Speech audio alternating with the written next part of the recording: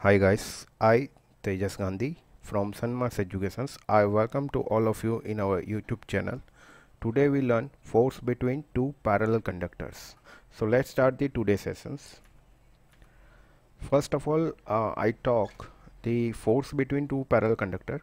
जैसे मैंने बताया था कि फर्स्ट वीडियो में जैसे मैंने बताया था कि इलेक्ट्रोमैग्नेट कोई भी मैग्नेट अगर आपका मैग्नेटाइज नहीं है तो उसको मैग्नेटाइज करने के लिए या तो फिर कोई एक्सटर्नल मैग्नेटाइजिंग मैग्नेट यूज़ करो या तो फिर उस पर्टिकुलर मैग्नेट के ऊपर आप कॉइल वाउंड करो। तो दो पॉसिबिलिटी है, या तो आप कोई जो मैग्नेट खुद मैग्नेटाइज है उससे मैग्नेटाइज करो या तो फिर आप उसको उस मैग्नेट के ऊपर कॉइल वाउंड कर दो, तो उस पर्टिकुलर अनमैग्नेटाइज मैग्नेट आपका मैग्नेटाइज हो जाएगा। तो अगर आप किसी अनमैग्नेटाइज मैग्नेट के ऊपर कॉइल वाउंड करते हो और उस पर्टिकुलर कॉइल को करंट अप्लाई करते हो, तो जैसे मैंने एम्पियर टर्न या एमएमएफ बताया था कि एमएमएफ क्या करता है, उस पर्टिकुलर कॉइल को आप जब करंट अप्लाई कर रहे हो तो वो फ्लक्स प्रोड्यूस करता है उस पर्टिकुलर मैग्नेट के अंदर। तो वैसा ही यहाँ पे कुछ हो रहा है कि पर्टिकुलर एक कंडक्टर है, उस कंडक्टर को हम करंट अप्लाई कर रहे हैं, तो ये कंडक्टर जो है वो उसको हम कॉइल भी बोल सकते हैं। तो जब इस कंडक्टर में से करंट पास होगा, so current I multiply by this conductor. So यहाँ पे हमने कितने कंडक्टर यूज़ किया है, एक कंडक्टर। अगर 10 कंडक्टर यूज़ करेंगे तो नंबर ऑफ कॉइल्स टर्न्स कितने हो जाएंगे, 10। अगर एक कंडक्टर यूज़ कर रहा है तो हम n इक्वल टू क्या होगा, 1। और जो करंट फ्लो हो रहा है I, so n multiply by I आपका क्या होगा, MMF। और वो MMF क्या करेगा, पर्टिकुलर मैग्नेटिक फील्ड जनरेट करेगा उस कंडक्टर के अराउंड। पर यहाँ पे हमने क्या किया है, दो कंडक्टर पैरेलल लिया है और दोनों कंडक्टर को हमने सेपरेट किया है पर्टिकुलर डिस्टेंस d से। और दोनों कंडीशन, यहाँ पे हमने दो कंडीशन ली है। फर्स्ट कंडीशन में दोनों कंडक्टर में से सेम डायरेक्शन में करंट फ्लो हो रहा है और दूसरे केस के अंदर दोनों कंडक्टर में से ऑपोजिट करंट फ्लो हो रहा है। तो जब करंट आपका दोनों कंडक्टर में सेम फ्लो हो रहा है तो उसके सराउंडिंग में जो मैग्नेटिक फील्ड जनरेट हो रही है वो दोनों की सेम डायरेक्शन में होगी। अगर आप करंट ऑपोजिट डायरेक्शन में फ्लो कर रहे हो तो दोनों में जो फील्ड जनरेट होगी उसके सराउंडिंग में वो ऑपोजिट जनरेट होगी। क्यों, अगर करंट फ्लो हो रहा है इस पर्टिकुलर कंडक्टर में से, सो n multiply by I1 that will be equal to MMF1 and which produce the magnetic field surrounding this first conductor similar to the second conductor। तो वैसे ही सेकंड कंडक्टर में field generate होगी। और यहाँ पे क्या हो रहा है कि आपका करंट बाहर की तरफ, मतलब करंट आउटवर्ड हो रहा है। अगर करंट आउटवर्ड हो रहा है तो करंट आप मतलब आपकी जो फील्ड जनरेट हो रही है वो एंटी क्लॉकवाइज जनरेट होगी, मतलब फील्ड आपकी बाहर की तरफ निकलेगी। अगर करंट बाहर की तरफ, करंट आउटवर्ड हो रहा है किसी कंडक्टर में से, सो field is also outward direction. तो फील्ड की डायरेक्शन भी कैसी होगी, आउटवर्ड या तो फिर एंटी क्लॉकवाइज। अब यहाँ पे main what will be the main criteria, main criteria क्या है, अगर दोनों में से करंट आपका अलग अलग फ्लो हो रहा है, मतलब मान लो कि फर्स्ट कंडक्टर में से 10 एम्पियर फ्लो हो रहा है और इसके अंदर 5 एम्पियर हो रहा है। जैसे मैंने बताया था कि करंट आपका हायर पोटेंशियल से लोअर पोटेंशियल जाएगा। अगर फर्स्ट कंडक्टर की करंट की वैल्यू ज़्यादा है सेकंड कंडक्टर से, तो डेफिनेटली कि उसकी मैग्नेटिक फील्ड सेकंड कंडक्टर से ज़्यादा होगी। तो यहाँ पे क्या होगा कि फर्स्ट कंडक्टर की फील्ड कहाँ पे ट्रांसफ़र होगी, सेकंड कंडक्टर। और सेकंड कंडक्टर क्या कर रहा है, यहाँ पे उसका जो फोर्स है वो फर्स्ट कंडक्टर को अट्रैक्ट कर रहा है, क्योंकि दोनों की डायरेक्शन कैसी है, सेम है। और फर्स्ट कंडक्टर की करंट कैपेसिटी ज़्यादा होने की वजह से, करंट स्ट्रेंथ ज़्यादा होने की वजह से उसकी फील्ड स्ट्रेंथ भी ज़्यादा है, तो वो क्या करेगा, सेकंड कंडक्टर को अट्रैक्ट करने की ट्राई करेगा।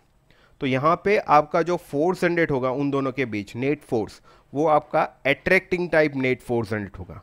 जबकि अगर करंट ऑपोजिट डायरेक्शन में है, दोनों का डिस्टेंस कुछ d है, अगर करंट दोनों का ऑपोजिट डायरेक्शन में है तो उन दोनों की फील्ड भी ऑपोजिट डायरेक्शन में होगी। दैट मीन्स कि दोनों कंडक्टर क्या करेंगे, रिपल करेंगे। तो जैसे आप यहाँ पे देख सकते हो, अगर करंट की दोनों की डायरेक्शन सेम है तो फोर्स अट्रैक्ट हो रहा है, अगर करंट की डायरेक्शन ऑपोजिट है तो फोर्स क्या कर रहा है, रिपल हो रहा है। जैसे यहाँ पे आप देख सकते हो कि अगर करंट आउटवर्ड में है तो करंट आउटवर्ड में है मतलब कि करंट अगर दोनों कंडक्टर में से बाहर जा रहे हैं या तो फिर किसी कंडक्टर में से करंट बाहर जा रहा है तो फील्ड भी क्या हो रही है, आउटवर्ड हो रही है। अगर क्रॉस प्रोडक्ट है, डॉट प्रोडक्ट इंडिकेट करता है कि करंट आपका किसी कंडक्टर में से बाहर जाता है। अगर क्रॉस प्रोडक्ट है तो करंट आपका कंडक्टर के अंदर एंटर हो रहा है। ये चीज़ आप नोट करके रख सकते हो। किसी भी मशीन के ऊपर आपको प्लस माइनस या कुछ पोलैरिटी नहीं दी होती है, ये इस तरह से इंडिकेशन दिया होता है, डॉट और क्रॉस प्रोडक्ट चलता है। अगर क्रॉस है तो करंट आपका मतलब मैग्नेटिक फील्ड इनवर्ड की तरफ होती है और आपकी जो मैग्नेटिक फील्ड है वो क्लॉकवाइज डायरेक्शन में हो सकती है। Let us consider the field produced by wire 1 and the force it exerted on wire 2। यहाँ पे क्या हो रहा है, जैसे मैंने बताया कि अगर फर्स्ट कंडक्टर की स्ट्रेंथ ज़्यादा है, करंट की स्ट्रेंथ ज़्यादा है, तो उसकी फील्ड स्ट्रेंथ भी ज़्यादा होगी। मतलब कि ये अपनी खुद की फील्ड कहाँ पे ट्रांसफ़र करेगा, सेकंड कंडक्टर में, क्योंकि इसकी पोटेंशियल कम है इससे। सो दैट डेफिनेटली कि इसकी जो मैग्नेटिक फील्ड होगी वो इस कंडक्टर के सराउंडिंग में भी ट्रांसफ़र होगी। तो इस वजह से हमने यहाँ पे लिखा है कि force it exerted on wire 2 the field due to the I1 at a distance d is, जैसे हमने एम्पियर्स लॉ में दिखा था कि b इज इक्वल टू क्या होता है, mu 0 I1 upon 2πd। 2πd आपका जो एक पर्टिकुलर जो एनक्लोज आप किसी भी कंडक्टर के सराउंडिंग में जो फील्ड जनरेट होती है वो यूनिफॉर्म होती है और वो सर्कुलर पाथ में होती है। तो उस वजह से हम क्या लिखते हैं यहाँ पे 2πd, d is a distance between the two conductor, mu 0 is a permeability, I1 जिस कंडक्टर में से आप करंट फ्लो कर रहे हो, मतलब कि जिस कंडक्टर की करंट स्ट्रेंथ ज़्यादा है तो वो पर्टिकुलर कंडक्टर में से जो करंट फ्लो हो रहा है उसकी स्ट्रेंथ क्या है, B1। तो फोर्स किस में जनरेट हो रहा है, सेकंड कंडक्टर में।